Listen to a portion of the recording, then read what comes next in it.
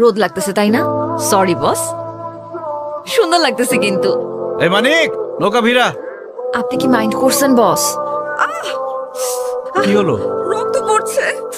আসেন, হসপিটালে যেতে হবে। আরে জিতু ভাই, আপনি কোনো সমস্যা? আপনার হাত কেটে গেছে, অনেকক্ষণ ধরে ব্লিডিং হচ্ছে, একটু ডাক্তার দেখানোর ব্যবস্থা করুন। তেমন সিরিয়াস কিছু না, তারপরও আমি ওনাকে ইমার্জেন্সিতে দেখাই দিচ্ছি। আর জিতু ভাই, আপনাকে অনেক ধন্যবাদ। আপনি সুপারিশ না করলে আমার হাজবেন্ডের চাকরিটা হতো না। সব আপনার জন্যই সম্ভব হয়েছে। আরে কি যে বলেন না। রিপন ভাই, তুমি কাঁদতেছো কেন? আমি মনে হয় আর আমার বাচ্চাটাকে আর বাঁচাতে পারবো না জিতু। কি বলো, কি হয়েছে? একটু আগে ডাক্তার বললো আমার বাচ্চাটার হার্টে নাকি ছিদ্র, কয়েকদিনের মধ্যে অপারেশন না করলে বাচ্চাটা আমার আর বাঁচবে না জিতু।